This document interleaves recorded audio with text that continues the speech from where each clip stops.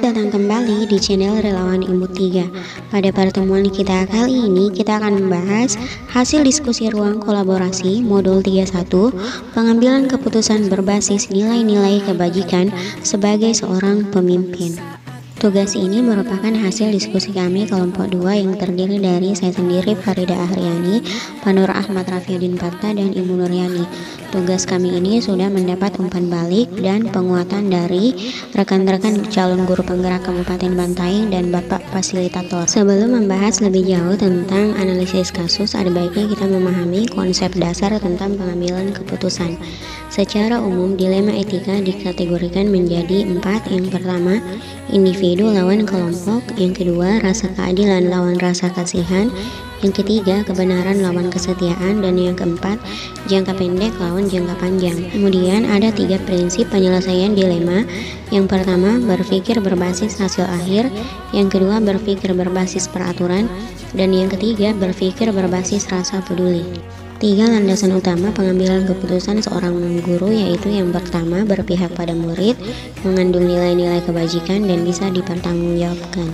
Kita lanjut ke 9 langkah pengambilan keputusan. Yang pertama, mengenali nilai-nilai yang saling bertentangan. Yang kedua, menentukan siapa yang terlibat dalam situasi. Kemudian yang ketiga, mengumpulkan fakta-fakta yang relevan dengan situasi.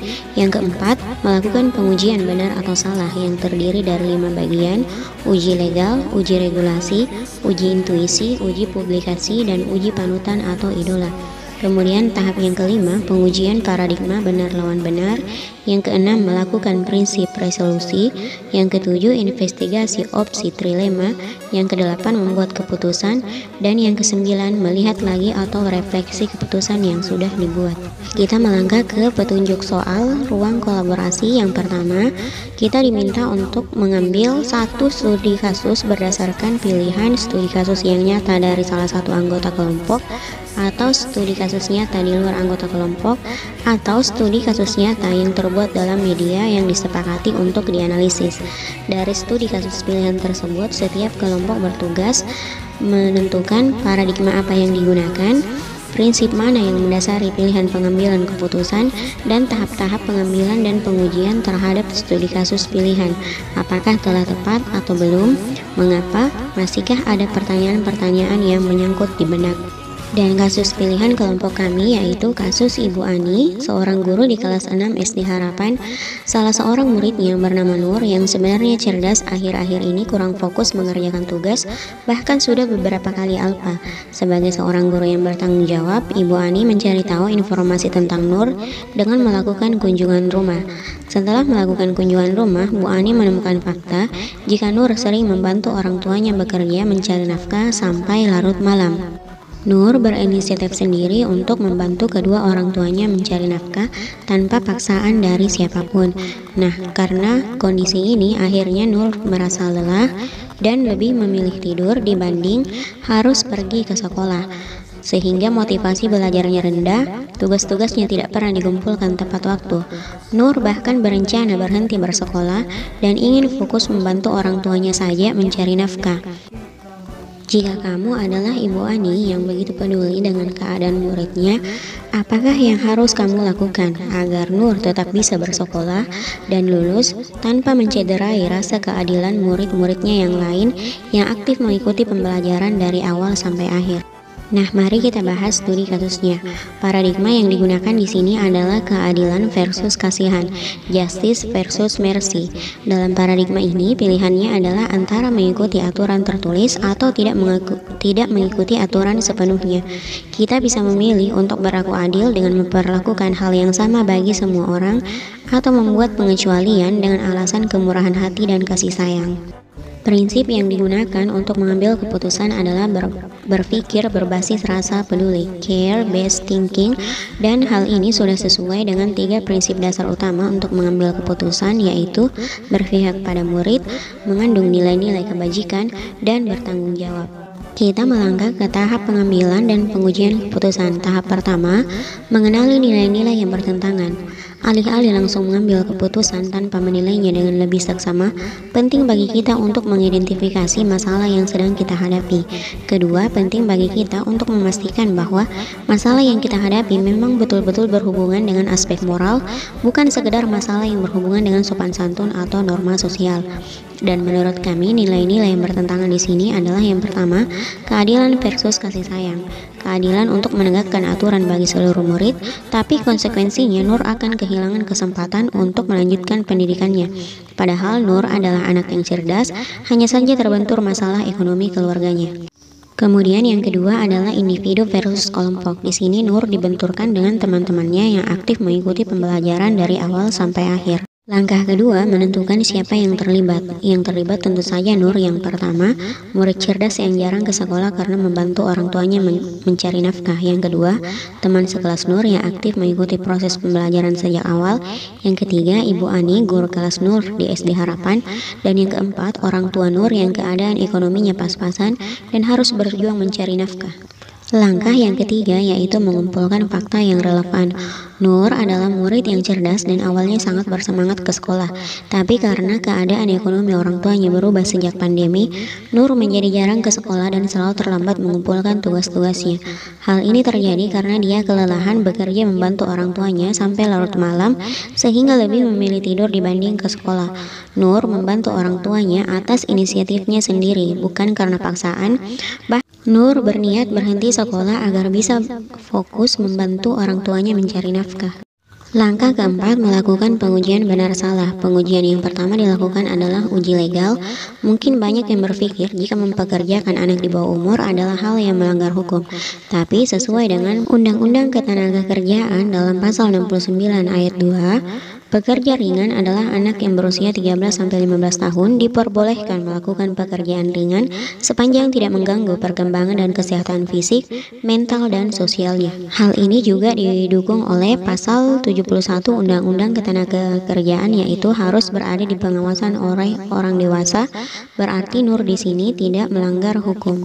Uji yang kedua, uji regulasi atau standar profesional. Nah, di sini kita lihat dari ke-9 Kode Etik Guru Indonesia untuk keputusan Ibu Ani yang tetap memberi kesempatan kepada Nur tidak melanggar sama sekali Kode Etik Guru Indonesia. Uji yang ketiga adalah uji intuisi. Sebagai seorang guru, tentu saja kita sangat menyayangkan jika anak secerdas Nur harus mundur dan mengubur mimpinya untuk bersekolah dan mencapai cita-citanya hanya karena menjadi anak berbakti membantu orang tuanya mencari nafkah. Tapi di sisi lain akan menjadi tidak adil bagi murid lain yang aktif mengikuti proses pembelajaran sejak awal jika nilai mereka disamakan dengan Nur yang jarang masuk sekolah dan sering terlambat mengumpulkan tugas-tugasnya. Uji keempat yang dilakukan adalah uji publikasi. Nah, dalam hal ini, jika keputusan saya salah dan melanggar norma hukum, etika, dan adat istiadat yang berlaku dalam masyarakat, tentu saja saya akan merasa malu dan kurang nyaman. Seperti kata pepatah, berani karena benar dan takut karena salah. Tapi setiap keputusan pasti mengandung pro dan kontra. Jika kita hanya fokus ke konsekuensinya saja, maka kita tidak akan pernah berani mengambil keputusan. Dan uji keputusan yang terakhir adalah uji panutan atau idola. Panutan atau idola saya sebagai seorang muslim adalah Nabi Muhammad SAW. Beliau adalah sosok terpuji dan suri toladan, sosok pemimpin dan pendidik yang berhasil mendidik para sahabat-sahabatnya menjadi generasi yang beriman, bertakwa, dan berakhlak mulia. Nah, di sini sudah ditampilkan tahap mendidik anak sesuai dengan cara Rasulullah. Jika ditinjau dari kasus Nur, anak SD, anak kelas 6 SD, maka menurut Rasulullah pada tahap ini, anak seperti Nur mulai ditanamkan nilai-nilai disiplin dan tanggung jawab, sehingga anak-anak akan lebih mudah bertanggung jawab dalam melaksanakan sesuatu. Nah, langkah yang kelima adalah pengujian paradigma benar lawan benar. Di sini, paradigmanya adalah keadilan versus kasihan, justice versus mercy. Pentingnya mengidentifikasi paradigma ini bukan hanya mengelompokkan permasalahan, namun membawa penajaman bahwa situasi yang kita hadapi betul-betul mempertentangkan antara dua nilai-nilai inti kebajikan yang sama-sama penting. Selanjutnya di tahap ke-6 adalah melakukan prinsip resolusi. Nah, prinsip yang digunakan adalah berpikir berbasis rasa peduli. care-based thinking. Terkadang memang benar untuk berpegang teguh pada peraturan, tapi terkadang membuat pengecualian juga tindakan yang benar.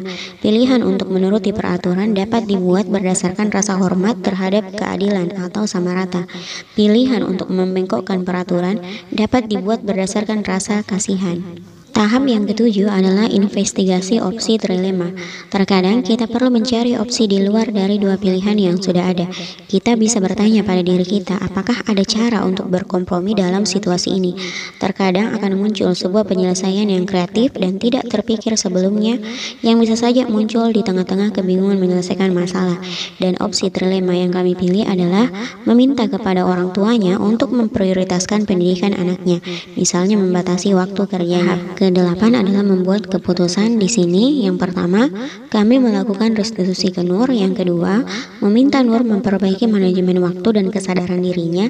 Yang ketiga, memberi tenggat waktu ke Nur untuk menyelesaikan tagihan atau tugasnya yang tertinggal. Yang keempat, memotivasi Nur untuk selalu berjuang dan menumbuhkan daya lenting atau resilience-nya agar tangguh menghadapi berbagai masalah dalam hidupnya. Dan yang terakhir, meminta Nur untuk mengidentifikasi minat dan bakatnya yang bisa menjadi modal dasarnya untuk mempersiapkan masa depannya. Dan langkah yang terakhir atau langkah yang ke-9 adalah melihat kembali keputusan yang telah dibuat, kemudian melakukan refleksi. Nah, kami di sini berharap bisa berkolaborasi dengan rekan sejawat untuk melakukan refleksi keputusan kasus sebelumnya. Jika keputusan kami ternyata membawa dampak positif, maka insya Allah kami akan menjadikannya contoh atau best practice bagi rekan sejawat. Nah, itu tadi pembahasan kita tentang hasil diskusi ruang kolaborasi modul 31. Semoga menginspirasi. Sampai jumpa di pertemuan selanjutnya.